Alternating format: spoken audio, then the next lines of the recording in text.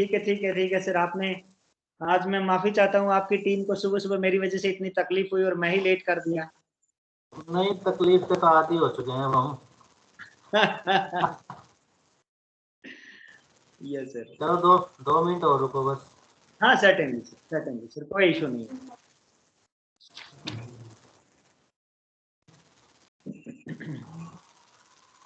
नमस्कार, good morning. आज इतिहास विभाग के द्वारा, हिस्ट्री डिपार्टमेंट के द्वारा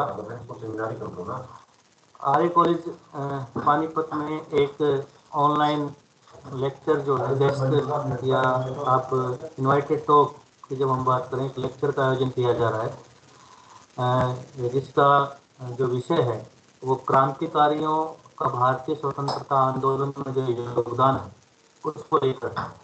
और जब हम क्रांतिकारियों की जब हम बात करते हैं तो अपने आप में हम रोमांचित हो जाते हैं, और विशेषकर जब हम भारत में फ्रीडम मूवमेंट और क्रांतिकारियों को जोड़कर देखते हैं तो अपने आप में एक युवा जो वर्ग है वो अपने आप को उसके साथ आत्मसात कर पाता है। और उसी विषय से संबंधित आज का हमने लेक्चर रखा है, और इस लेक्चर में डॉक्टर राजेश कुमार जो डायरेक्टर हैं इतिहास अनुसंधान परिषद नई दिल्ली में, जिसको हम ICHR Indian council of historical research के नाम से जानते हैं, और इनके एमफिल और PhD भी जो है इन्हीं विषयों से संबंधित है। और क्योंकि आर्काइव्स में आप काम किया है आपने, और अब इतिहास अनुसंधान परिषद के साथ जुड़े हुए हैं, तो आप निरंतर जो ओरिजिनल सोर्सेज हैं, ओरिजिनल जो डॉक्यूमेंट्स हैं जिनके आधार पर इतिहास को लिखा जाता है, समझा जाता है, देखा जाता है, उनसे लगातार आप गोन थ्रू होते रहते हैं, आप उनको देखते रहते हैं। इसलिए हमारा ये प्रयास था कि किसी ऐसे पर्सनैलिटी को, ऐसे इंटेलेक्चुअल को आपके साथ जोड़ा जाए जो कुछ ओरिजिनल फैक्ट्स के आधार पर इतिहास का रिवोल्यूशनरी जो है उनके बारे में आपको जो जानकारी है वो प्रोवाइड करा है। तो मैं डॉक्टर राजेश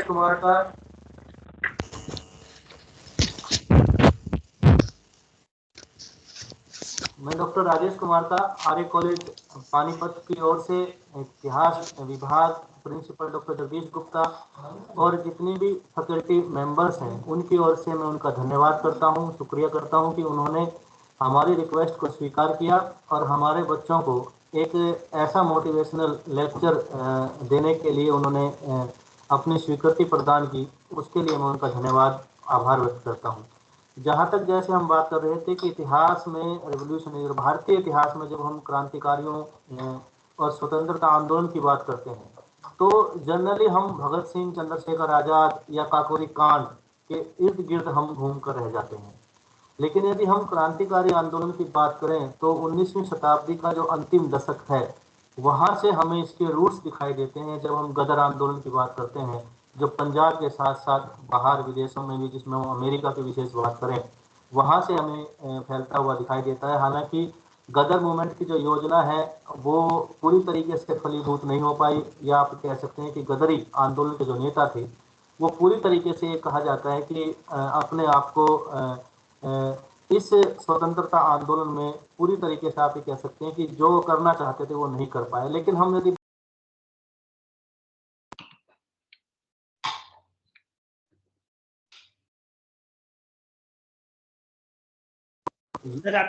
नाम से जानते हैं, उन वहां के जब हम आंदोलन की बात करें, या हम हिंदुस्तान सोशलिस्ट रिपब्लिकन एसोसिएशन की जब हम बात करते हैं जिसमें चंद्रशेखर आजाद और भगत सिंह एक थिंक टैंक के तौर पर हमें दिखाई देते हैं, कि वैचारिक पृष्ठभूमि के साथ दिखाई देते हैं, जो बार बार इस बात के युवाओं को आह्वान कर रहे थे कि समाज को जगाना है, जागृति लानी है, और इसके लिए बम या पिस्टल की जरूरत नहीं है, एक विचार जो है उसको लेकर आगे बढ़ना है। और यही विचार जो है एक जो लास्ट फेज ऑफ रेवोल्यूशनरी है, जिसको आप युवा अपने साथ जोड़कर देखते हैं। यदि हम भारत में किसी भी नेता के या फ्रीडम मूवमेंट के से जुड़े हुए नेताओं की यदि हम बात करें तो युवाओं के मन में एक ही प्रोमिनेंट चेहरा सामने आता है, भगत सिंह का, शहीद भगत सिंह का, जो विचारों के आधार पर अपने आप को आगे बढ़ा रहा था। तो ऐसे ही रेवोल्यूशनरी मूवमेंट में बहुत से किरदार रहे हैं, ऐसे अनसंग हीरो रहे हैं जिनके नाम शायद हम नहीं जान पाते या जिनकी जानकारी अभी हमें नहीं मिलती, लेकिन उन्होंने इस देश की आज़ादी के लिए, इस देश में सामाजिक और राजनीतिक व्यवस्था परिवर्तन के लिए बहुत अपने तरीके से बहुत कुछ अपना जो योगदान है वो दिया है। और उन्हीं के बदौलत आज हम एक ऐसे स्वतंत्र देश में, एक ऐसे डेमोक्रेटिक कंट्री में हम जी रहे हैं या हम रह रहे हैं, वो उन्हीं के आप योगदान की बदौलत हम उसको देख सकते हैं। तो ये सब बातें या इन्हीं सब बातों पर विचार करने के लिए जो डॉक्टर राजेश हैं वो आज अपने शोध के माध्यम से या जो उन्होंने डॉक्यूमेंट्स देखे हैं उनके माध्यम से अपने विचार रखेंगे। तो मैं उन्हें आप का हमारा जो आप निवेदन है उसको स्वीकार करने के लिए आपका धन्यवाद करता हूँ, आभार व्यक्त करता हूँ कि आपका जो लेक्चर है, जो व्याख्यान है, डेफिनेटली हमारे स्टूडेंट्स के लिए, फैकल्टी मेंबर्स के लिए या खुद मेरे लिए, क्योंकि मैं इतिहास का विद्यार्थी हूँ और आप निरंतर जो सोर्सेज हैं उसको देखते रहते हैं, तो किसी न किसी रूप में लाभप्रद रहेगा। तो आपका बहुत बहुत धन्यवाद, शुक्रिया। डॉक्टर साहब अब आप बोलिए। नमस्कार विजय सर, मेरे लिए आदेश है ना? यस यस यस सर, आपने अब thank you doctor Vijay ji. आपने इतना सब कुछ बोला सर, वो सब की आवश्यकता नहीं थी, आपका एक आदेश ही काफी था मेरे लिए। और आप रही बात की मैं आपके लिए मेरा लेक्चर लाभप्रद हो ना हो, लेकिन आप मेरे लिए हमेशा ही लाभप्रद और प्रेरणादायक रहे हैं। तो मैं आपका शुक्रिया करता हूं सर, आपके आदरणीय प्रिंसिपल महोदय श्री डॉक्टर जगदीश गुप्ता साहब का आभार प्रकट करता हूं कि आप लोगों ने मुझे ये इस अवसर के लिए आपने मुझे आदेश किया, और मैंने भी सोचा कि बड़े भाई के आदेश को मैं नकार नहीं सकता। तो whatever little I know, I will share it with you sir and your students and faculty members very honestly. So इसके साथ ही सर मैं अगर ये कहूं कि ठीक है, बहुत अच्छी बात है, हम क्रांतिकारी आंदोलन पे बात करेंगे, और क्रांतिकारी आंदोलन पे भी सर हम उस पर्सपेक्टिव में बात करेंगे कि जिस तरह से हमें थोड़ा ये हमेशा ही ब्रिटिश की एक पॉलिसी रही कि हमारी कल्चर को, हमारी ट्रेडिशंस को, हमारी जो नॉलेज सिस्टम है उसको, उस सब पे आघात करते हुए उन्होंने हमें जिस प्रकार से ये कहा कि हम ही सब कुछ आपका मॉडर्नाइजेशन कर रहे हैं, तो निश्चित रूप से बाद के हमारे क्रांतिकारी जो रहे हैं नेता, उन लोगों का निश्चित रूप से सेकंड फेज में बड़ा योगदान पाश्चात्य विचारधारा का भी रहा है, विदेशों में क्रांतिकारी गतिविधियों का और उनके विचारों का भी रहा है। लेकिन मूलतः जब अपना भारत में प्रतिरोध की स्थिति शुरू होती है सर, तो वहां पर जो भारतीय ट्रेडिशंस और संस्कृति का जो प्रभाव होता है उसको भी मैं आप लोगों के साथ साझा करने की कोशिश करूंगा। बहरहाल अभी अपन थोड़ा सा अगर आप मुझे दें सर, तो रिवोल्यूशनरी मूवमेंट से थोड़ा सा जस्ट पीछे जाके एक बात करना चाहता हूं। 1757 में जैसे ही पॉलिटिकल इंटरफेरेंस कह लीजिए या इकोनॉमिक पॉलिसीज में इंटरफेरेंस कह लीजिए, जैसे ही बैटल ऑफ प्लासी के बाद से अंग्रेजों का प्रभाव यहां बढ़ना शुरू होता है, तब से ही लगातार हिंदुस्तान के हर कोने में, हर पॉकेट में, whether it's north, north east, south, west, north west, everywhere, हर जगह लोगों का रेजिस्टेंस, पीपल्स रेजिस्टेंस, प्रतिरोध सामने आने लगा था, और वो प्रतिरोध भी सर सशस्त्र था। इसमें अगर हम इनलिस्ट करना चाहें तो मैं केवल चंद के नाम आपके साथ लेना चाहूंगा। प्लासी और बक्सर को छोड़ दीजिए सर, उसके बाद अगर अपन बात करते हैं तो जो है उसमें हम 1769 से 74 के दाल भूमि विद्रोह की बात कर सकते हैं सर, हम गोरखपुर, बस्ती और बहराइच के विद्रोह की बात कर सकते हैं, हम पहाड़िया रिवेलियन की बात कर सकते हैं, हम रंगपुर पीजेंट अपराइजिंग की बात कर सकते हैं सर, उसमें वैजागपट्टनम, विजयनगरम, इन सब की बात कर सकते हैं, हम मालाबार संघर्ष की बात कर सकते हैं, हम मिदिनापुर अपराइजिंग्स की बात कर सकते हैं, हम अवध का सिविल अपराइजिंग्स जो 1799 का है उसकी बात कर सकते हैं, हम गंजम एंड गुमसूर के रिवोल्ट की बात कर सकते हैं, हम बुंदेलखंड के सिविल रेजिस्टेंस की बात कर सकते हैं, हम पलामू अपराइजिंग्स की बात कर सकते हैं, 1817 के उड़ीसा के हम पाइका रिबेलियंस की बात कर सकते हैं, और हरियाणा को हम इससे अछूता नहीं छोड़ सकते, हम 1808 एवं 1809 में भिवानी में पीजेंट अपराइजिंग्स की बात कर सकते हैं, बरेली राइजिंग्स की बात कर सकते हैं, हाथरस विद्रोह की बात कर सकते हैं। ये सारे सशस्त्र विरोध थे सर। और यहाँ एक बात मैं ये कहना चाहूंगा कि सर ये सारे के सारे ब्रिटिश पॉलिटिकल, इकोनॉमिक और सोशल पॉलिसी जो थी, उसके प्रतिफल, उसके प्रतिरोध के रूप में भारतीयों के स्वर मुखरित हो रहे थे, जो 1857 में एक बहुत बड़े, in a way, in my opinion, in a way it was an organized revolt of 1857, and it was a bigger achievement of resistance against the British East India Company of Hindus and Muslims, not of any one part of the society. ये सबका एक तरह से मिला जुला संघर्ष जो 1857 में सामने आया।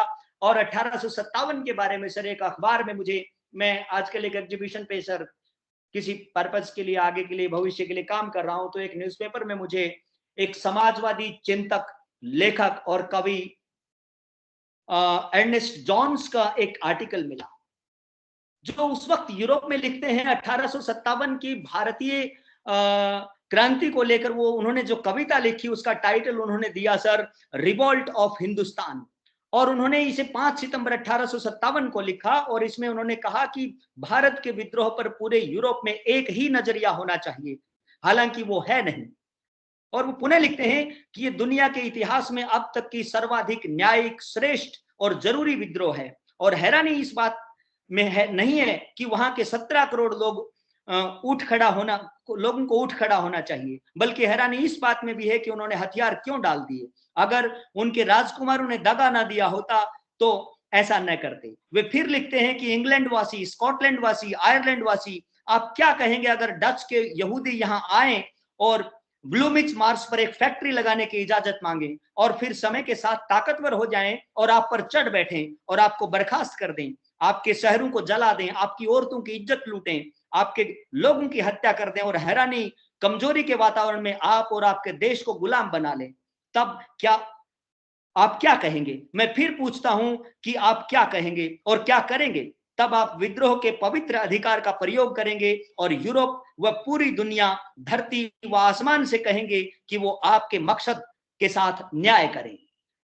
मुझे लगता है सर कि केवल भारत में नहीं, भारत के बाहर भी, भारत के इस first war of India independence कहिए या बगावत कहिए या हमारा लोगों का प्रतिरोध कहिए, इसके बारे में जो सशस्त्र विरोध था एक तरह से, इसके बारे में बाहर भी लोगों ने हिंदुस्तान के लोगों का पक्ष लेते हुए अपनी लेखनी भी चलाई है। और हम कम से कम इतिहास के हम विद्यार्थी सभी जानते हैं कि ब्रिटिश पार्लियामेंट में भी ऐसे बड़े पार्लियामेंटियन रहे हैं जिन्होंने अंग्रेजों की इस नीति का विरोध किया है। बहरहाल सर मेरा ये विषय इस पर नहीं है, बस जस्ट मैं बैकग्राउंड आपको शेयर करना चाह रहा था कि किस तरह से हम प्रतिरोध के सवार हमारे अंदर पलासी से ही शुरू हो गए थे।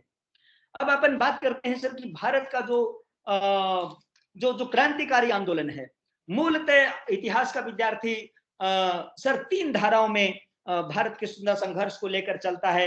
एक ये कि ये जो है वो मॉडरेट्स हैं, एक एक्सट्रीमिस्ट्स हैं, दूसरा जो है वो रिवोल्यूशनरीज एक ग्रुप माना जाता है।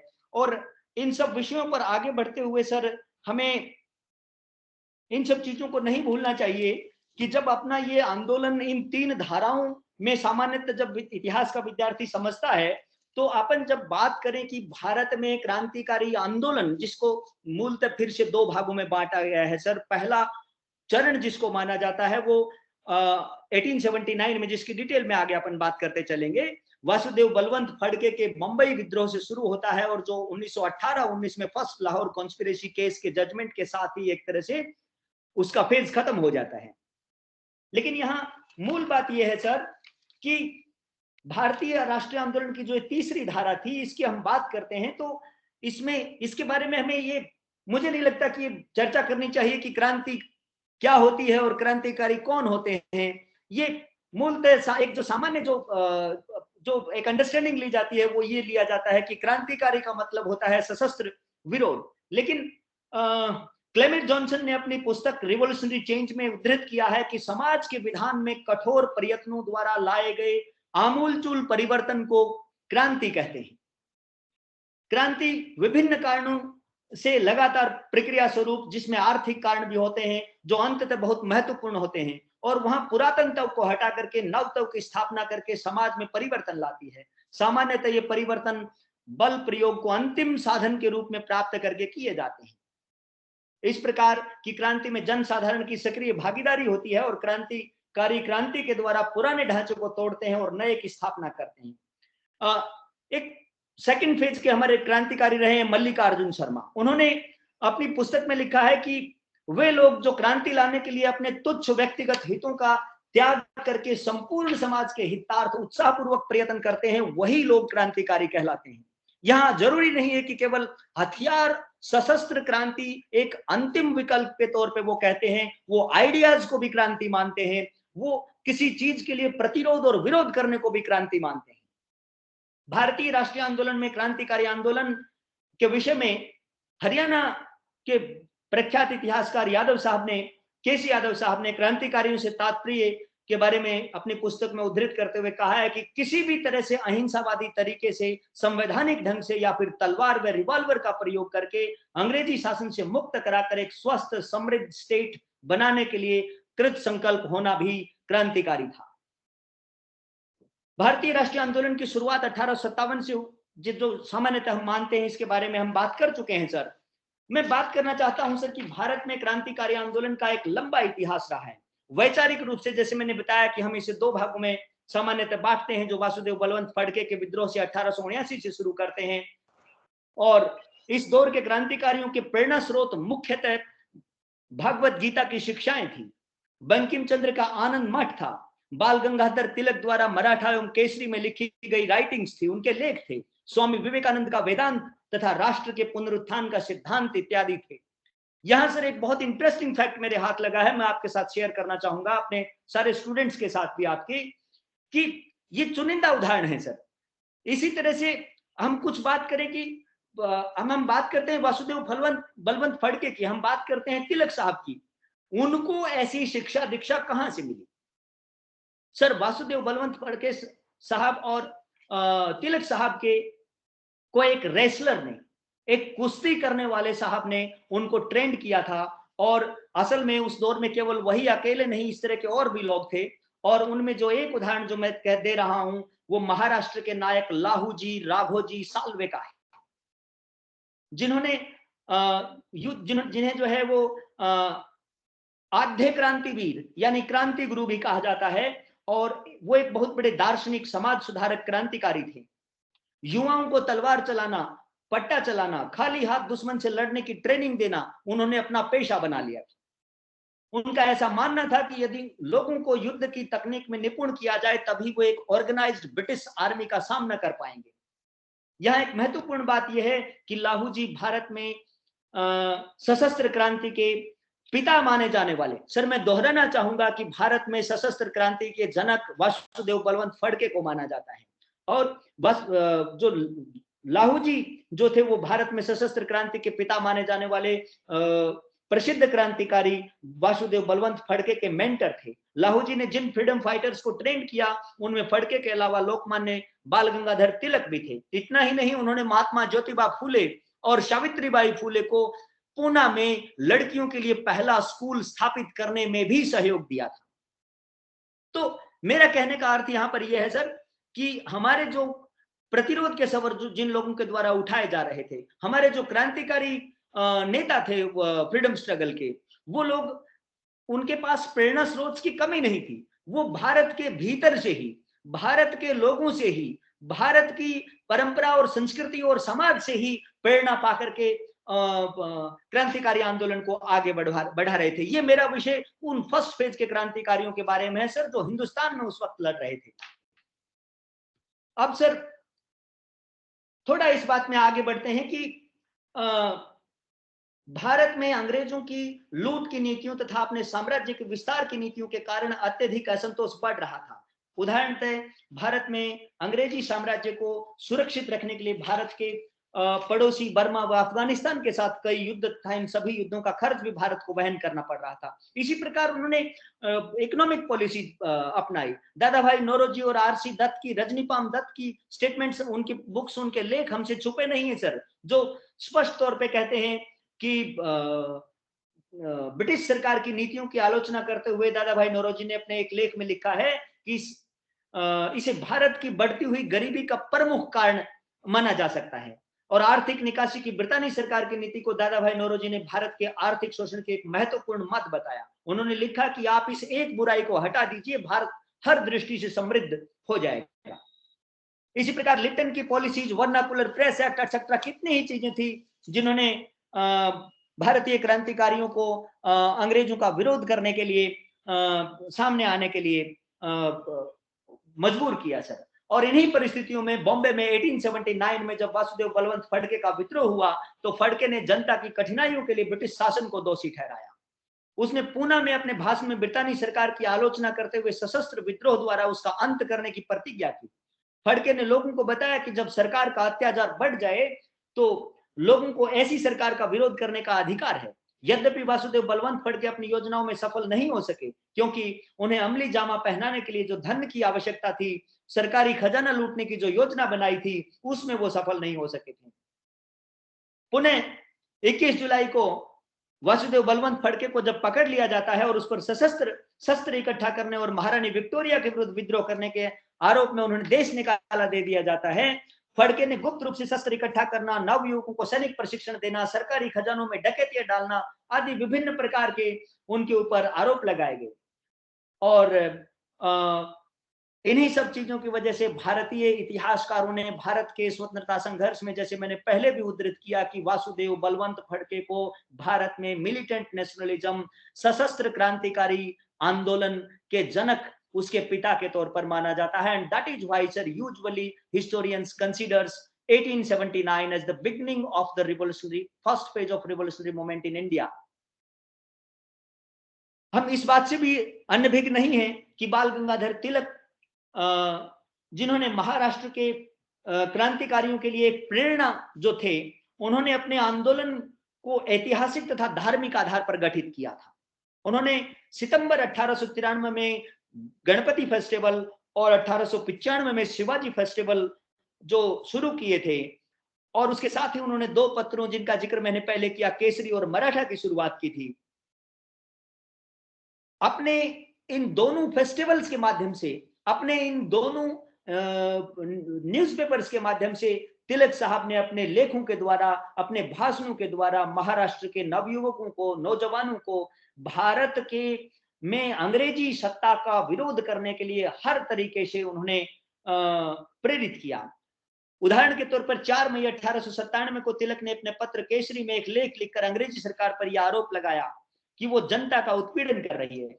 उन्हें plague commissioner mister Rand, Walter Charles Rand को निरंकुश बताया। सरकार पर दमन का सहारा लेने का उन्होंने आरोप लगाया और उसी का परिणाम स्वरूप जो है वो 18 जून 1897 को शिवाजी समारोह की एक सार्वजनिक सभा में भी तिलक साहब ने पुनः एक और उदाहरण साइट किया युवाओं के लिए। उन्होंने कहा, एक सवाल पूछा कि क्या शिवाजी ने अफजल खां को मारकर पाप किया था? इस प्रश्न का उत्तर आपको महाभारत में मिल सकता है। गीता में श्रीमन कृष्ण ने अपने गुरुओं, बंधुओं तक को मारने का उपदेश दिया है।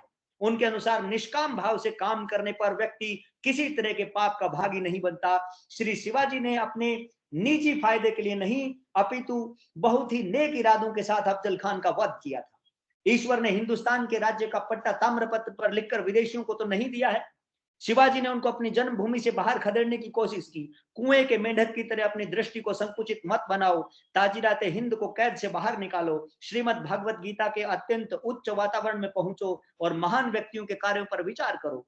तिलक के लेखों से प्रभावित होकर 1894 में शारीरिक और सैनिक प्रशिक्षण के लिए पूना में चापेकर बंधुओं दामोदर हरि चापेकर तथा बालकृष्ण हरि चापेकर ने हिंदू धर्म अवरोध निवारण समिति की स्थापना की, और जिसे बाद में हिंदू धर्म संरक्षणी सभा भी कहा गया, जो हर वर्ष नियम पूर्वक शिवाजी व गणपति फेस्टिवल्स का आयोजन करती थी। इन समारोह में चापेकर ब्रदर्स द्वारा पढ़े जाने वाले श्लोकों से उनकी भावनाओं का पता चलता है।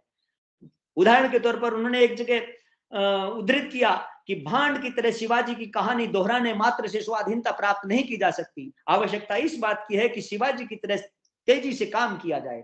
हम धरती पर उन दुश्मनों का खून बहा देंगे जो हमारे धर्म का विनाश कर रहे हैं। फलतः 15 जून 1897 ईस्वी को पुनः अपने पत्र केसरी में राजनीतिक हत्याओं का समर्थन करते हुए एक और लेख प्रकाशित किया गया और 1897 ईस्वी में ही पूना में प्लेग फैला हुआ था। प्लेग से उत्पन्न कठिनाइयों के लिए मिस्टर चार्ल्स वाल्टर रैंड को प्लेग कमेटी का कमिश्नर नियुक्त किया, जो ठीक से वहां की स्थितियों को हैंडल नहीं कर सके और लोगों के साथ बड़ी बदसलूकी की गई। उनको घरों से निकाल दिया गया, उनके रहने का दूसरा कोई कैंपों में कोई इंतजाम नहीं किया गया। और इसी के परिणाम स्वरूप 22 जून 1897 ईस्वी को चापेकर बंधुओं ने प्लेग कमिश्नर मिस्टर रैंड की हत्या कर दी और उन पर विभिन्न तरह के आरोप लगाए गए। चापेकर बंधुओं को पकड़ लिया गया, मुकदमा चला, फांसी की सजा की गई। रैंड की हत्या के कुछ सप्ताह बाद ही तिलक साहब को भी केसरी में भड़कीले लेख लिखने के लिए जिम्मेदार ठहराया गया और रैंड की हत्या को लेकर उन पर यह आरोप लगाया गया कि तिलक के नेतृत्व में पूना के ब्राह्मणों ने यह साजिश रची थी। सरकार ने फैसला किया कि तिलक को भारतीय दंड संहिता की धारा 124A के तहत राजद्रोह के अभियोग में गिरफ्तार किया जाए, क्योंकि वो लोगों में सरकार के प्रति नफरत फैला रहे हैं। सर, ये लाइनें मैं इसलिए दोहरा रहा हूं सर, ताकि मैं जिस लाइन को लेकर के आपसे प्रॉमिस किया था, मैं उस लाइन को स्पष्ट कर सकूं कि हमारे क्रांतिकारी नेता भारतीय विचारों से ही, भारतीय मध्यकाल और प्राचीन काल में भारतीय विचारों, भारतीय नेताओं द्वारा अपनाई गई टैक्टिक्स, हमारी परंपरा, हमारी नॉलेज सिस्टम, उसी से प्रभावित होकर इस समय तक आगे बढ़ रहे हैं। अभी उनके सामने विदेशों की धरती पर होने वाले क्रांतिकारी आंदोलन या उनकी वैचारिक सामने नहीं आई है। That is why I was justifying sir. Next point sir, Tilak sahab को इसके बदले में 18 महीने की सजा दी गई। हालांकि उन्हें 6 महीने बाद ही छोड़ दिया गया और तिलक पहले भारतीय थे जिन्होंने घोषणा की कि भारतीयों का उद्देश्य प्रशासनिक सुधार नहीं है बल्कि स्वराज प्राप्त करना है, और ये उद्देश्य जनता को राजनीतिक रूप से जागरूक करके ही पूरा किया जा सकता है। महाराष्ट्र में चापेकर बंधुओं के बाद विनायक दामोदर सावरकर क्रांतिकारी मैदान में आते हैं और क्रांतिकारी गतिविधियों का संचालन उन्होंने शुरू किया। सावरकर चापेकर बंधुओं से अत्यधिक प्रभावित थे। जब वे 15 वर्ष के थे तब उन्होंने देवी दुर्गा के सम्मुख चापेकर बंधुओं के अधूरे काम को पूरा करने की शपथ ली थी तथा इस उद्देश्य की पूर्ति के लिए नासिक में 1900 में उन्होंने मित्र मेला नामक एक संस्था की स्थापना की। बाद में 1904 में गणेश सावरकर ने मित्र मेला को अभिनव भारत में परिवर्तित कर दिया था और इसकी शाखाएं पूरे महाराष्ट्र में फैलाई। 1906 में वीडी सावरकर लंदन चले जाते हैं तथा विदेशों में रह रहे भारतीय क्रांतिकारियों से मिलकर काम करने लगते हैं। अभिनव भारत की शाखाएं विभिन्न स्कूलों एवं कॉलेजेस में पूरे महाराष्ट्र में खोली गई और महाराष्ट्र के क्रांतिकारियों ने नासिक, पूना, बंबई, कोठारा, बसाई इत्यादि स्थानों पर बम बनाने के कारखाने खोले। बसाई में बम बनाने का सबसे बड़ा कारखाना था। अभिनव भारत के सदस्यों ने दिसंबर 1909 में नासिक के जिला मजिस्ट्रेट की हत्या करके गणेश दामोदर सावरकर एवं तिलक के निर्वासन का बदला पूरा किया। इसके लिए इस समिति के सदस्यों पर नासिक कॉन्स्पिरेसी केस भी चलाया गया जिसमें 27 व्यक्तियों को सजा मिली। क्रांतिकारी आंदोलन की लहर महाराष्ट्र से अब बंगाल पहुंच चुकी थी। बंगाल में क्रांतिकारियों का प्रमुख संगठन अनुशीलन समिति था। इसकी स्थापना पी मित्र ने 1901 में की थी और अरविंदो घोष ने बड़ौदा में इसी तरह की एक दूसरी समिति की स्थापना की।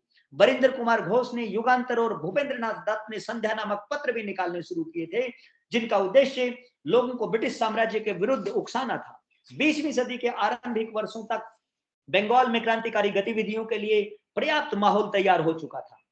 ग्लिम्पसेस ऑफ वर्ल्ड हिस्ट्री में पंडित जवाहरलाल नेहरू ने लिखा है कि यह पहला अवसर था जब भारतीय क्रांतिकारियों ने भारतीय राजनीति में बम की आवश्यकता महसूस की।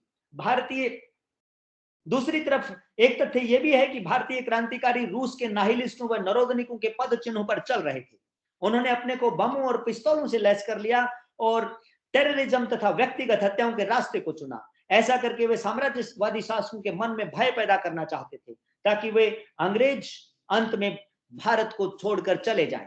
बंगाल में अनुशीलन समिति के अतिरिक्त इस प्रकार के कुछ अन्य संगठन भी थे जिनमें सरस्वती समिति, युगांतर समिति, बांधव समिति, बारिशाल समिति इत्यादि के नाम लिए जा सकते हैं। इन समितियों के कुछ कार्य खुले आम होते थे तथा कुछ गुप्त रूप से होते थे। जगह जगह क्लब खोलकर नौजवानों को ड्रिल और तरह तरह के व्यायाम, लाठी, तलवार, भाला आदि चलाना तथा घुड़सवारी व तैराकी की शिक्षा दिया जाना इन समितियों के मुख्य कार्य थे। इन समितियों के अतिरिक्त बंगाल में अन्य क्रांतिकारी दल भी थे।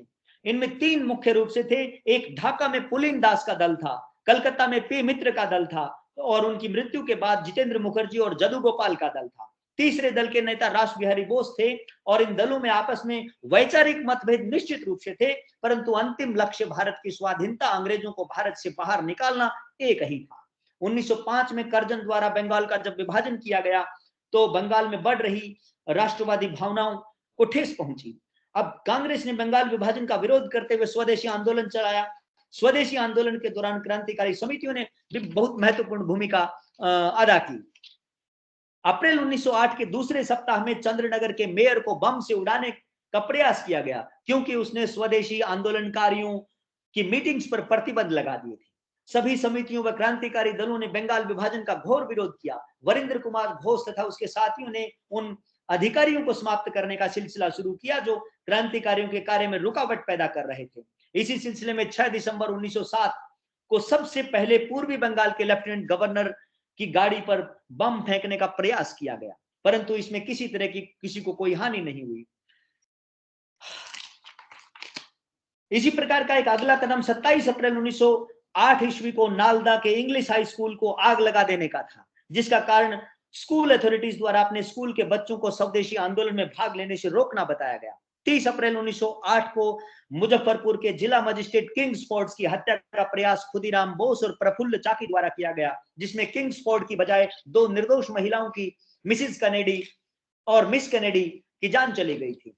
खुदीराम बोस को गिरफ्तार कर लिया जाता है और प्रफुल्ल चाकी ने आत्मसमर्पण करने के बजाय गोली मारकर आत्महत्या कर ली। इस घटना से आम जनता व सरकारी मशीनरी का ध्यान क्रांतिकारियों की तरफ स्वाभाविक रूप से गया। इस दौरान तिलक ने अपने पत्र केसरी में पुनः एक लेख लिखकर क्रांतिकारियों का नैतिक समर्थन किया कि यदि प्रशासन रूस जैसा हो जाए तो लोगों को भी उसका विरोध करने के लिए उसी तरह के तरीके अपनाने चाहिए। तिलक को भी शासन विरोधी लेख लिखने के कारण गिरफ्तार करके 6 वर्ष की कठोर सजा देकर मांडले भेज दिया गया। खुदीराम बोस पर मुकदमा चलाया गया। 11 अगस्त 1908 को फांसी दे दी गई और खुदीराम बोस की फांसी का बदला क्रांतिकारियों ने 9 नवंबर 1908 को दरोगा नंदलाल की हत्या करके लिया। इस प्रकार बंगाल के क्रांतिकारियों ने बंगाल विभाजन का जमकर विरोध किया। मुजफ्फरपुर बम कांड के बाद अरविंदो घोष की गतिविधियां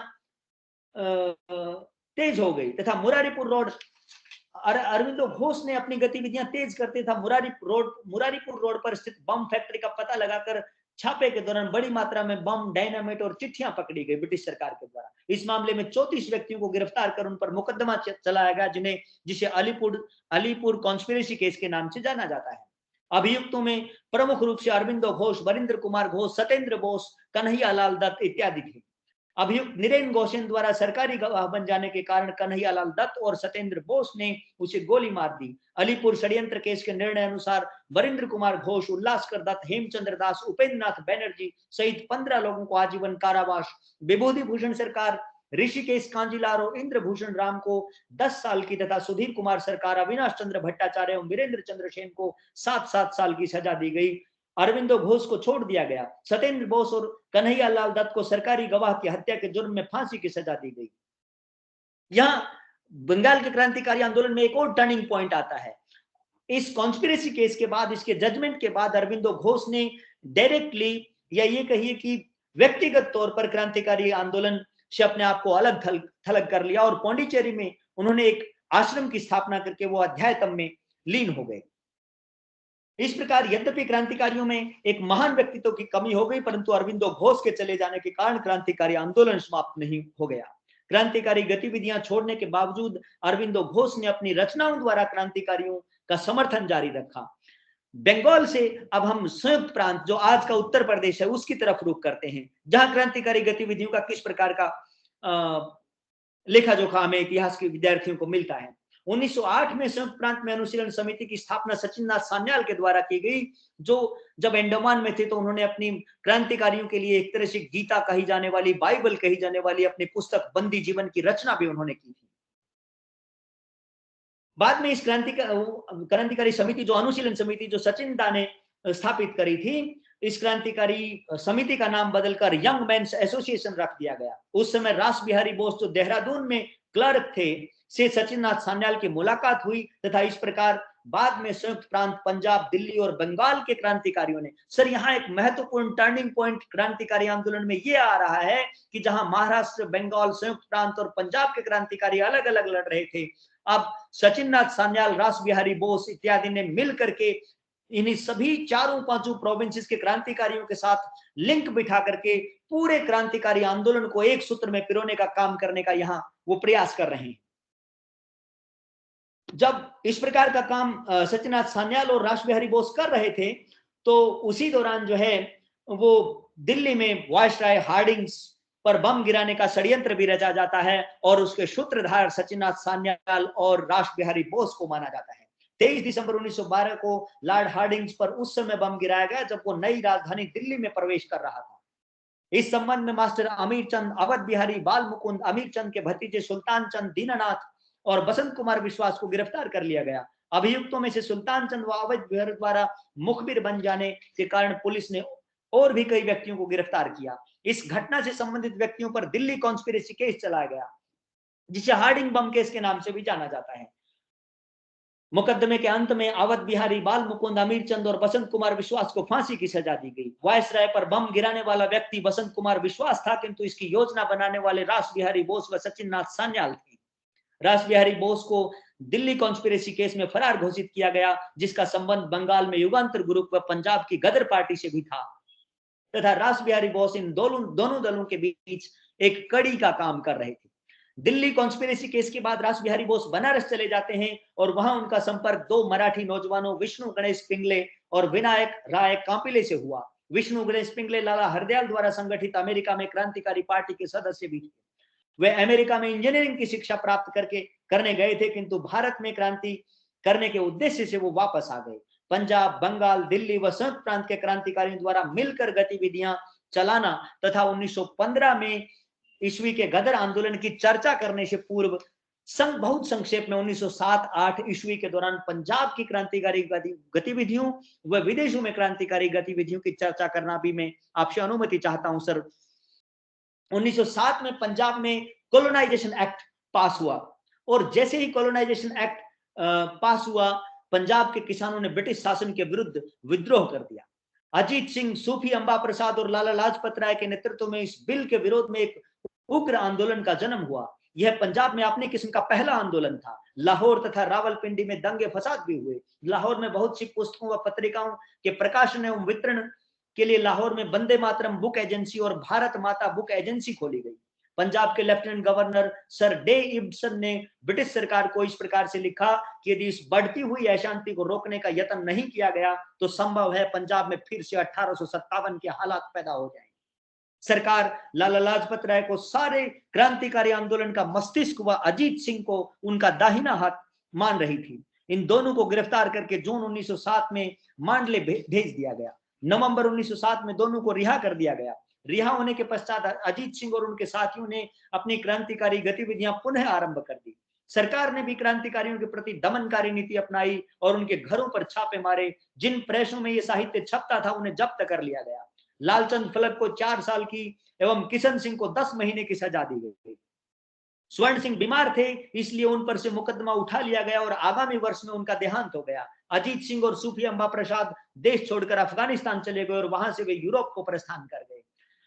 प्रोफेसर यादव ने अपनी पुस्तक में हरियाणा के विषय में उद्धृत करते हुए लिखा है कि हरियाणा में यद्यपि क्रांतिकारी आंदोलन का इतना अधिक जोर नहीं था, फिर भी देश के अन्य भागों में चलने वाली राष्ट्रभक्ति की लहर से यहाँ के लोग अनभिज्ञ नहीं थे और यहाँ भी क्रांति की लहर पहुंच चुकी थी। विशेषतः अंबाला में तो क्रांतिकारियों का अच्छा खासा केंद्र था। अंबाला का डिप्टी कमिश्नर सिकेश राष्ट्रीय आंदोलन के प्रति बड़ा कठोर तथा नीचतापूर्ण व्यवहार करता था। अतः उसे सबक सिखाने हेतु 29 दिसंबर 1909 को अंबाला के क्रांतिकारियों ने जब सिकेश घर से बाहर गया हुआ था तो उस समय उनके बंगले में बम रख दिया। डेप्यूटी कमिश्नर जब वापस लौटे तो वो ताकि जब वो वापस लौटे तो उससे टकरा कर मारे जाएं, किंतु सिकेश के आने से पूर्व ही उनके नौकर ने इसे कोई साधारण टिन का डब्बा समझकर उठा लिया और वो बुरी तरह से घायल हो गए। इस घटना के बाद सरकार ने इस क्षेत्र से क्रांतिकारियों को पूर्णतया नष्ट करने का प्रयत्न किया। यद्यपि अंग्रेजों ने उन्हें इस क्षेत्र से हटा दिया, लेकिन इसके बाद यहाँ के लोगों ने अन्य क्षेत्रों में जाकर क्रांतिकारी आंदोलन गतिविधियों में हिस्सा लिया। उदाहरणार्थ कानपुर की 10वीं नंबर की जाट पलटन में, जिला हिसार तथा रोहतक के जाट अत्यधिक मात्रा में थे। विशेषतः ई कंपनी तो सारी की सारी इन्हीं की थी। इस पलटन के लगभग सभी जाट सैनिक क्रांतिकारी गतिविधियों में लिप्त थे। 1908 में उक्त पलटन के सैनिक कानपुर में लाला लाजपत राय का भाषण सुनने गए। कमांडिंग ऑफिसर को पता चलने पर इसे अभूतपूर्व बताकर नॉन कमीशन सैनिकों को सजा दी गई। कंपनी को अलीपुर भेज दिया, जहां इन सैनिकों ने बंगाल के क्रांतिकारियों से सीधे संबंध स्थापित किए। सैनिक मिदनापुर में शहीद खुदीराम बोस के घर को पवित्र मंदिर समझकर वहां भी गए और वहां गुप्त सभा की स्थापना की। गुप्त सभा के सदस्यों ने जाट सैनिकों की सहायता से कलकत्ता के डायमंड हार्बर पर स्थित सरकारी खजाने को लूटने की योजना बनाई। इन सैनिकों के जिम्मे हथियार लाना था तथा पैसा और रसद बंगाली क्रांतिकारियों को जुटाना था, किंतु दुर्भाग्यवश ललित मोहन चक्रवर्ती नामक गुप्त सभा के ही एक सदस्य द्वारा बिट्रेल के कारण धरपकड़ शुरू हो गई और ये योजना को अमली जामा नहीं पहनाया जा सका।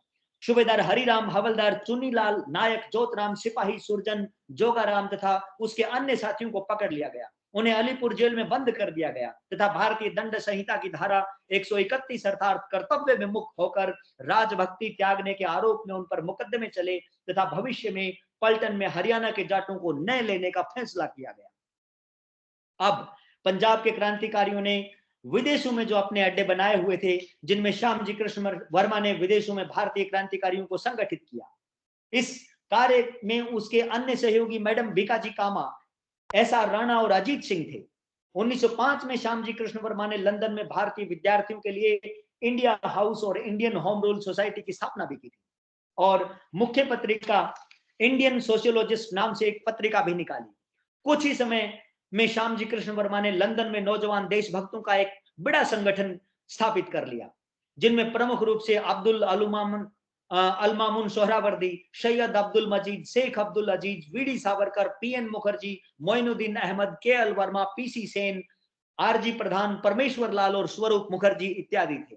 1907 में श्यामजी कृष्ण वर्मा के पेरिस चले जाने के बाद इंडिया हाउस का राजनीतिक नेतृत्व वीडी सावरकर के हाथों में आ गया और 10 मई 1908 ईस्वी को इंडिया हाउस में गदर दिवस मनाया गया, जिसमें 1857 के विद्रोह की प्रशंसा करते हुए इसे स्वतंत्रता संग्राम कहा गया। इसके कुछ दिन बाद इंग्लैंड से भारत में ओ शहीदों नाम से एक पर्चा भेजा गया। इंडिया हाउस आने वाले सभी व्यक्तियों को ओ शहीदों और घोर चेतावनी नामक पर्चा बांटा जाता था और उन्होंने सलाह दी जाती थी कि वे इस पर्चे को भारत में अपने मित्रों को भेजें। दूसरी में रह जाती है। क्लास चल रहा है। पुलिस रिपोर्ट्स के अनुसार प्रत्येक रविवार को भारतीय भवन में जो भी सभा होती थी उसमें भाग लेने वालों को गुप्त हत्याओं के बारे में उत्तेजित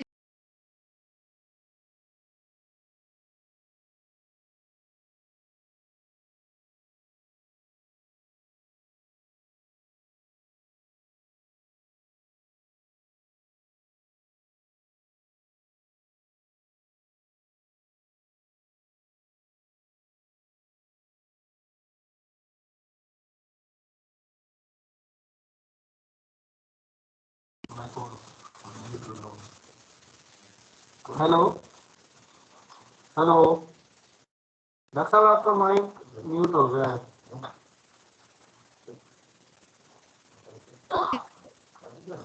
हाँ, काफी देर से चल रहा था क्या सर? सर काफी देर से म्यूट हो रखा था क्या?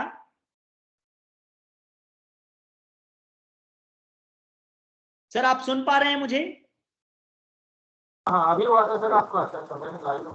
अच्छा ठीक है।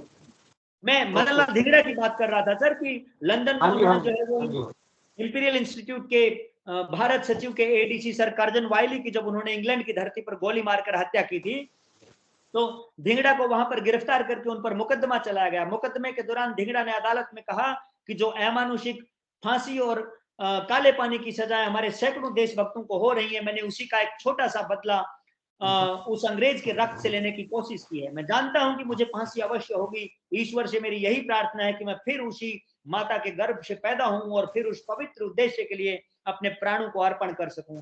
मैं ये तब तक के लिए चाहता हूं जब तक कि भारत स्वतंत्र न हो जाए। और अंत में वो कहते हैं वंदे मातरम। 16 अगस्त 1909 ईस्वी को मदन लाल धिंगड़ा को फांसी दी गई। वीडी सावरकर को गिरफ्तार करके भारत भेज दिया गया और उन्हें नासिक षड्यंत्र केस का अभियुक्त बनाया गया।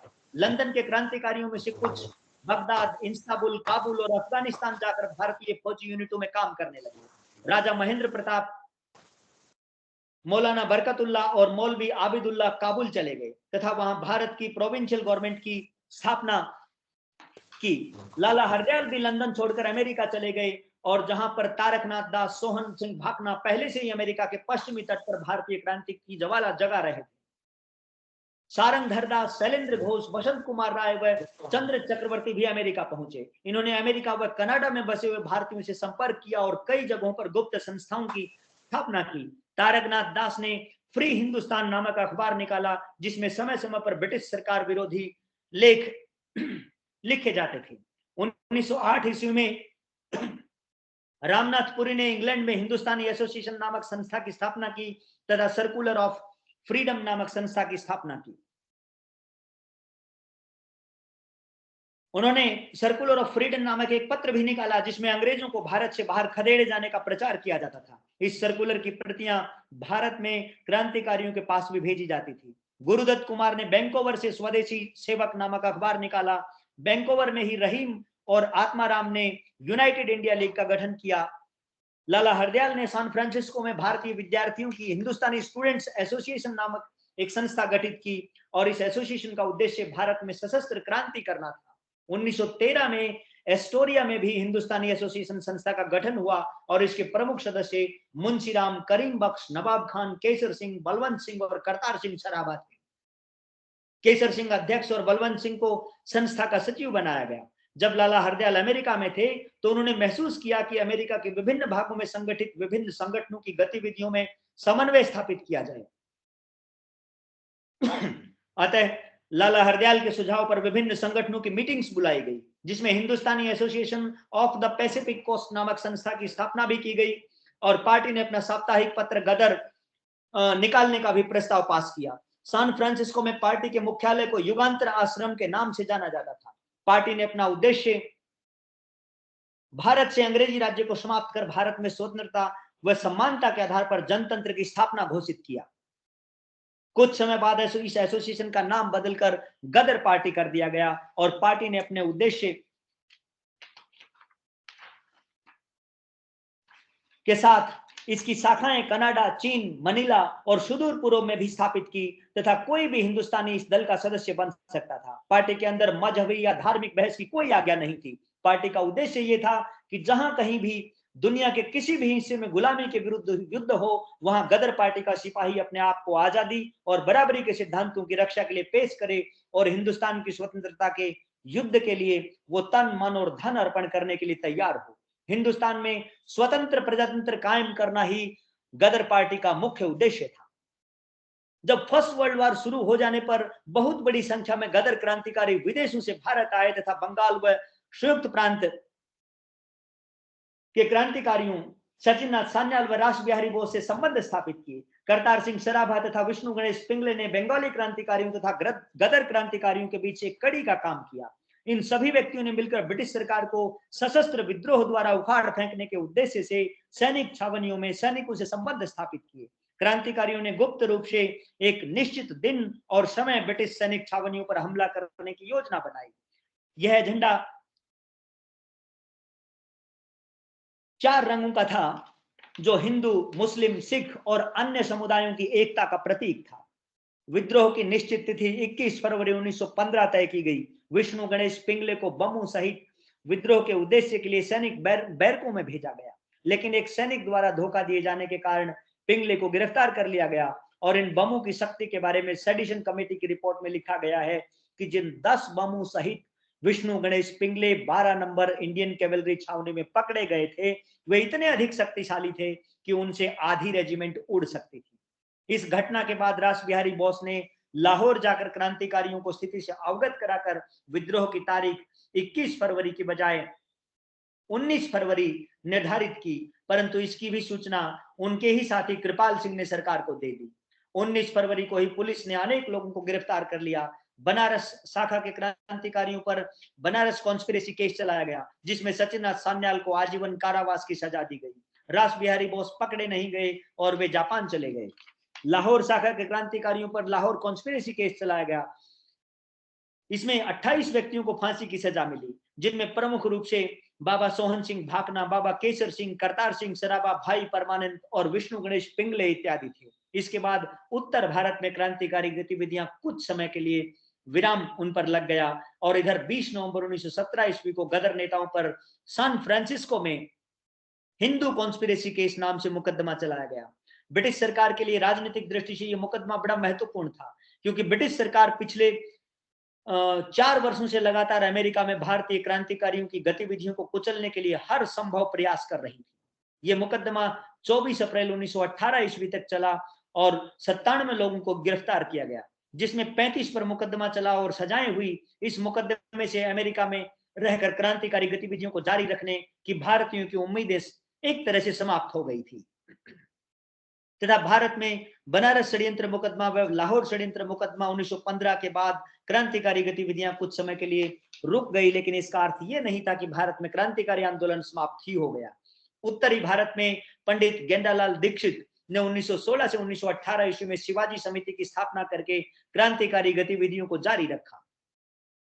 लोगों का जज्बा देखने लायक है सर। 4 लोग पकड़े जाते हैं, उनको फांसी की सजाएं होती हैं, काले पानी की सजाएं होती हैं और 10 लोग खड़े हो जाते हैं। बहरहाल इस समिति की स्थापना का उद्देश्य शिवाजी के तरीकों द्वारा देश को मुक्त कराना था। इस समिति के सदस्य उन नवयुवकों को बनाया जाता था जो मातृभूमि के लिए अपना सब कुछ न्यौछावर करने को तैयार रहो। समिति का मुख्यालय संयुक्त प्रांत के मैनपुरी जिले में स्थापित था। पार्टी को अपने उद्देश्यों की पूर्ति के लिए धन की आवश्यकता थी, अतः इस समिति के सदस्य हथियारों से लैस होकर एक डकैती डालने की योजना बना रहे थे, लेकिन दल के ही एक सदस्य द्वारा दल की गतिविधियों के बारे में पुलिस को सूचित किए जाने के कारण अनेक व्यक्तियों को पंडित गेंडालाल दीक्षित सहित गिरफ्तार करके ग्वालियर के किले में बंद कर दिया गया और उन पर ग्वालियर कॉन्स्पिरेसी केस चलाया गया। तथा समिति के जिन सदस्यों ने अपने साथियों को जेल से भगाने की योजना बनाई थी, उन पर मैनपुरी कॉन्स्पिरेसी केस चलाया गया। गेंडालाल दीक्षित जेल से फरार होकर भाग निकले, लेकिन 21 दिसंबर 1920 ईस्वी को टीबी से उनकी मृत्यु हो जाने के कारण वे क्रांतिकारी गतिविधियों को जारी न रख सके। मैनपुरी कॉन्स्पिरेसी केस में रामप्रसाद बिस्मिल के नाम भी गिरफ्तारी वारंट जारी किए गए थे, लेकिन वे गिरफ्तार नहीं किए जा सके। इस प्रकार भारत में क्रांतिकारी गतिविधियों का एवं इसी दौर में रह रहे क्रांतिकारियों की गतिविधियों का ब्रिटिश सरकार द्वारा दमन कर दिया गया तथा इसके साथ ही भारतीय क्रांतिकारी आंदोलन का प्रथम चरण समाप्त हो जाता है। ये बात सच है कि भारत में तथा विदेशों में भारतीय क्रांतिकारियों का सशस्त्र विद्रोह ब्रिटिश शासन को समाप्त करने का उद्देश्य पूरा नहीं कर सका, लेकिन उन्होंने अपनी गतिविधियों द्वारा भारतीय समस्याओं को लेकर विश्व स्तर पर किए गए प्रचार के कारण भारतीय स्वाधीनता का मुद्दा अंतरराष्ट्रीय स्तर पर बनाए रखा। यहाँ पर अंत में मैं 2 लाइनों में इसको कंक्लूड करते हुए सर ये बात आपके सामने रखना चाहता हूं कि फर्स्ट फेज के ये क्रांतिकारी जो 1879 से 1819 तक आप कह लीजिए, ये लोग जो हमारे सेकंड फेज के क्रांतिकारी हैं, जिनमें हम भगत सिंह, राजगुरु, सुखदेव, चंद्रशेखर आजाद, भगवती चरण वोहरा, दुर्गा देवी वोहरा, सुशीला दीदी तथा अन्य कितने ही अन्य जो सेकंड फेज, इवन हम 1934 में मास्टर सूर्य सेन की दल और उनको फांसी दिए जाने तक उनके सहयोगी, जिनमें कल्पना दत्त, सुनीति चौधरी इत्यादि थे, उन सबूतों को भी हम शामिल कर लें तो सेकंड फेज की क्रांतिकारी गतिविधियों के लिए मूल जो स्रोत, प्रेरणा स्रोत जो बने वो हमारे फर्स्ट फेज के क्रांतिकारी बने। लेकिन यहाँ एक दूसरा बड़ा बदलाव आता है सेकंड फेज के क्रांतिकारियों में सर, और वो ये है कि अब तक विश्व में जो उन्होंने इटली के स्वतंत्रता संघर्ष को पढ़ा, उन्होंने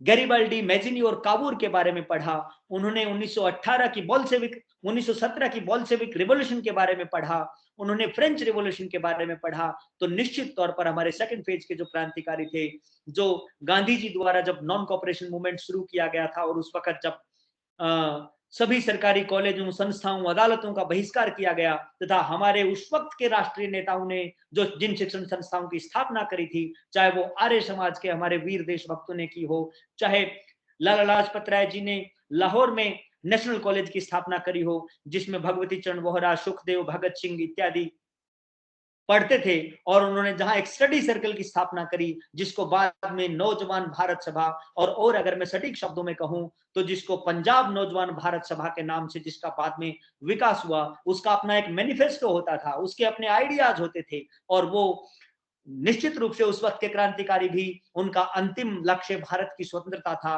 और केवल वो भारत की राजनीतिक स्वतंत्रता नहीं, भारत की आर्थिक स्वतंत्रता, भारत से ए काइंड ऑफ भारत से एक तरह का भेदभावपूर्ण, एक तरह से वर्ग संघर्ष समाप्त करने की बात वो लोग कर रहे थे। और वो मूलतः वो भारत में एक समाजवादी प्रजातंत्र संघ, जिसकी बात मेरे अग्रज डॉक्टर विजय सिंह जी ने की थी, कि जो 1928 में जो हिंदुस्तान सोशलिस्ट रिपब्लिकन आर्मी कह लीजिए या हिंदुस्तान सोशलिस्ट रिपब्लिकन एसोसिएशन कह लीजिए, जो उससे पूर्व हिंदुस्तान रिपब्लिकन एसोसिएशन थी, जिसको बाद के फेज के क्रांतिकारियों ने हिंदुस्तान सोशलिस्ट रिपब्लिकन एसोसिएशन के नाम से पुनर्गठित करके अपना उद्देश्य भी स्पष्ट कर दिया और भारत की स्वतंत्रता के उद्देश्य को भी स्पष्ट कर दिया कि वो केवल एक राजनीतिक स्वतंत्रता नहीं, वो समाज के अंतिम छोर तक के व्यक्ति को आजादी का एहसास करवाने के लिए, आर्थिक स्वतंत्रता के लिए, सामाजिक स्वतंत्रता के लिए, भेदभाव रहित समाज की स्थापना करने के लिए लड़ना उनका उद्देश्य था।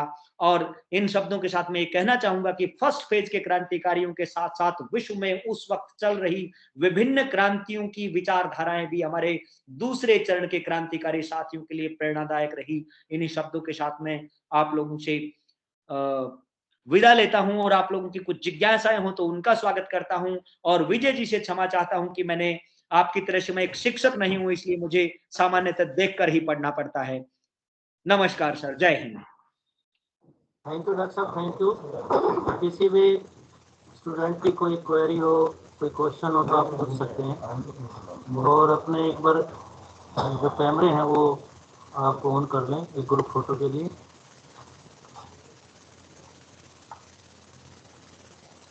किसी को कुछ पूछना हो तो बताइए।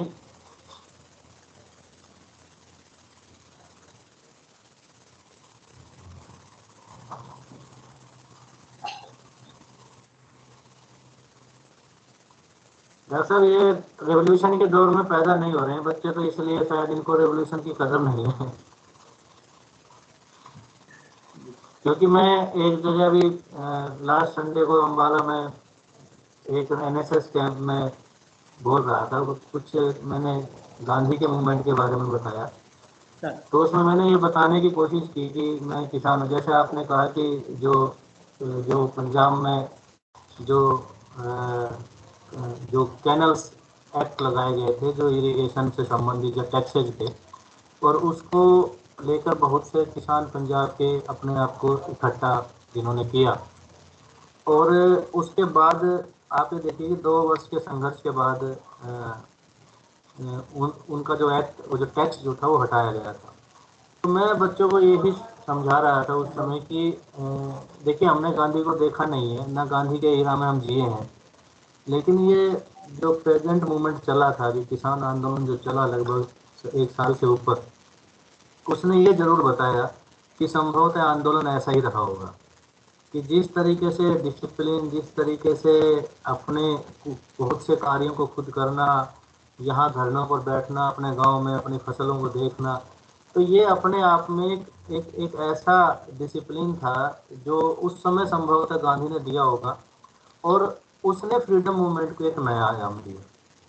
तो ये एक अपने आप में एक देखिए रोचकतापूर्ण विषय हमेशा इतिहास में रहता है, खासकर जब हम रेवोल्यूशनरीज के बारे में जब हम जानते हैं, बात करते हैं, पढ़ते हैं, तो कुछ बातें मैं आपके साथ जोड़ना चाहूँगा। हालांकि आपने बहुत कुछ विस्तार के साथ बताया कि सूर्य सेन की जब हम बात करते हैं बंगाल में, सेम टाइम में जब हम first phase of freedom movement की 1915 से पहले की बात करते हैं, और उसी समय गदर मूवमेंट की जब हम पंजाब में बात करते हैं, और उसमें जब हम गदर मूवमेंट के करतार सिंह सराभा की बात करते हैं, जो 18 या 19 साल की उम्र में जिनको फांसी दे दी गई थी, दोनों ने जिस एस्पेक्ट को आप बताना चाहते हैं कि भाई सामाजिक और सांस्कृतिक रूप से लोगों के बीच में कैसे जुड़ाव किया। सूर्य सेन के पास जब कोई चारा नहीं था तो वो गांवों में, बस्तियों में रहकर, और ऐसे लोगों के बीच में रहकर जो बहुत सक्रिय नहीं है समाज में, राजनीति में, उनके साथ उसकी प्रॉब्लम थी कि अपने आप को छुपाना भी था और लोगों के बीच में ब्रिटिश साम्राज्यवाद के विरुद्ध विचार भी पैदा करना था। और यदि हम करतार सिंह सराभा को सेम टाइम में पंजाब में देखें तो ये बताया जाता है कि लगभग 60 किलोमीटर एक दिन में वो साइकिल चला के, ये जो हम पेप्सू का जो एरिया है, जो हम सुनाम, मानसा, पटियाला, इसके आसपास की जब हम बात करते हैं तो यहाँ पर वो 60-60 किलोमीटर साइकिल चला के उस समय लोगों के बीच में जाके प्रचार करते थे। और ये कहा जाता है कि यदि चंद्रशेखर आजाद से पहले यदि किसी को अपने आप को छुपाना, अपनी आइडेंटिटी को छुपाना यदि किसी को आता था तो वो करतार सिंह सराभा है। और मैं यहाँ ये भी बताना चाहता हूँ कि यही करतार सिंह सराभा है जिसकी एक छोटी सी जो पिक्चर जो है वो भगत सिंह हमेशा अपने वॉलेट में रखते थे, अपने पर्स में रखते थे। हाँ जी, तो ऐसे बहुत सी रोमांचक बातें हैं। और खासकर जब आपने जब हम उत्तर प्रदेश की बात कर रहे हैं तो मुझे आर्काइव्स में जब हम काम कर रहे थे तब पता लगा था कि इलाहाबाद के पास एक छोटा सा कस्बा है सुल्तानपुर, और सुल्तानपुर ये कहा जाता है कि रिवोल्यूशनरीज का सबसे बड़ा उस समय यूपी के अंदर, उत्तर प्रदेश के अंदर एक बड़ा आप ये कह सकते हैं कि स्टेशन था। और इसके लिए फिर ये बताया गया कि सुल्तानपुर इसलिए था क्योंकि आसपास जितने बड़े शहर थे वो पुलिस की नजरों में रहते थे और छोटे कस्बे जो है वो पुलिस की नजरों में नहीं रहते, इसलिए उस स्टेशन को ये कहा जाता है कि छुपने का माध्यम या अपने प्रचार का माध्यम जो है बनाया गया। तो ऐसी बहुत सी बातें हैं जब हम पढ़ते हैं, हम समझते हैं, हम देखते हैं तो उनकी जानकारी मिलती है। और इसीलिए मैं हमेशा स्टूडेंट्स को ये कहता हूँ कि जो आप जो गाइड्स वगैरह हैं उनको छोड़ के यदि आप किताबों को पढ़ें तो संभवतः आपकी बहुत सी कुछ जानकारियाँ जो हैं वो मिलेंगी। और जो आप जो जानकारियाँ दे रहे हैं वो इसी ओरिजिनल सोर्सेज के बल पर है। और ऐसे ओरिजिनल सोर्सेज, ऐसी बुक ऐसी पुस्तकें, चाहे बंदी जीवन की हम बात करें सत्येंद्रनाथ सान्याल की, या फिर कुछ और पुस्तकें जो उस समय लिखी गई हैं, या फिर संस्मृतियां की बात कर सकते हैं। हाँ, यस, यशपाल की सिंहावलोकन की बात कर सकते हैं। अपने आप में ये ऐसी बुक हैं जो एक तरह की आप जो आप बाइबल कह रहे हैं आप में, हाँ मैं तो ये कहता हूँ कि ये उससे भी एट पार है। यदि हम मतलब हम इन पुस्तकों पर भरोसा करके हम ये देख सकते हैं कि अत्याचार क्या था, उसका मुकाबला कैसा था और किस तरीके से लोग डटकर खड़े हुए। तो ये अपने आप में एक ऐसा हमें हमारे पास सोर्सेज हैं, जानकारियों के हम अथाह भंडार हैं जिनको हम पढ़कर देखकर समझ सकते हैं और आकलन लगा सकते हैं कि रेवोल्यूशनरीज की जो कुर्बानियां हैं वो किस प्रकार से रही होंगी। तो मुझे नहीं लगता कि शायद कोई स्टूडेंट कुछ पूछेगा, तो मैं आपका कोई स्टूडेंट पूछने वाला, कोई सवाल कोई आपके मन में हो, कोई जिज्ञासा हो। देखिए सर ऐसी जगह पर काम करते हैं, सर टीचर नहीं है लेकिन सर रिसर्चर है, शोध करते हैं और निरंतर जो इंफॉर्मेटिव जो सोर्सेज है ना, जहाँ से हमें फर्स्ट हैंड जानकारियाँ मिलती हैं, चाहे वो न्यूज़पेपर है, चाहे वो किसी की अपने लिखी हुई जो डायरियाँ हैं या ब्रिटिश रिकॉर्ड हैं या उस समय के कुछ और जानकारी के सोर्सेज हैं, उन सबको सर देखते रहते हैं, जिसके बेस पर हम इतिहास को लिखते हैं। जो हम फर्स्ट ईयर के पहले चैप्टर में जब हम बात करते हैं सोर्सेज ऑफ हिस्ट्री की। तो किसी को कुछ जानकारी या कुछ पूछना हो या कोई किसी के संदेह हो या क्वेश्चन कुछ हो तो बताओ। ठीक है डॉक्टर साहब, आपका बहुत बहुत धन्यवाद। मैं दोबारा से अपने प्रिंसिपल डॉक्टर जगदीश गुप्ता, हमारी पूरी जो फैकल्टी है, स्टूडेंट्स हैं, आर्य कॉलेज की जो मैनेजमेंट है, उनकी तरफ से आपका धन्यवाद, आपका शुक्रिया करता हूँ। क्योंकि देखिए हमारे यूनिवर्सिटी के पर्सनल रिलेशन चाहे जिस प्रकार भी रहे हैं वो हम बेहतर जानते हैं, लेकिन कुछ औपचारिकताएं हैं जो हमें करनी होती हैं। तो आपका धन्यवाद। नहीं पढ़ना है सर, मैंने पहले ही कहा एक लाइन में, आप हमारे प्रेरणा स्रोत हैं, आपको ज्यादा कुछ कहने की जरूरत नहीं है। नहीं, फिर भी मैं एक बात और यहाँ कहूँगा कि स्टूडेंट्स के सामने कह रहा हूँ कि यदि ये सब कुछ ठीक होता है, जो ये सो कॉल्ड कोविड और दूसरी बातें जो चल रही है, तो रूबरू आपसे कॉलेज में बच्चों को मिलवाने का जो प्रयास सर, प्लीज आप ये मत कहिए सर, आप आदेश करिए कभी भी, and I don't want anything, you just tell me on which date we need to meet. I will be there without any extra expenses of your college. नहीं, वो तो कोई इशू ही नहीं है। Just telling you sir, मन की बात। ये चीजें तो एक अलग हो जाते हैं। मेन बात है कि अवेलेबिलिटी पर होना और मतलब सब ठीक होना। तो इन्हीं सब बातों से आपसे मिलने आना, आपके कॉलेज में आना, it's rather my pleasure sir. नहीं, वो तो मैं समझ सकता हूँ, लेकिन फिर भी जैसे भी यदि कुछ ऐसा होता है भविष्य में तो आपकी जो सेवाएं हैं वो ली जाएंगी।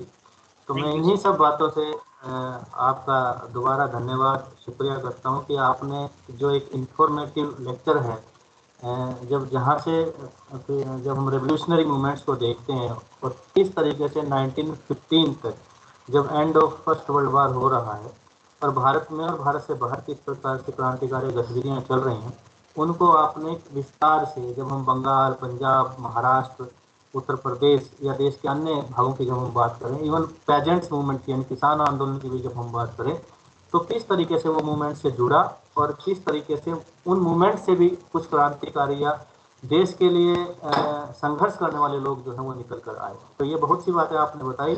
इन सब बातों के लिए आपका दोबारा से धन्यवाद, शुक्रिया, थैंक यू। नमस्कार, नमस्कार, थैंक यू। Thank you.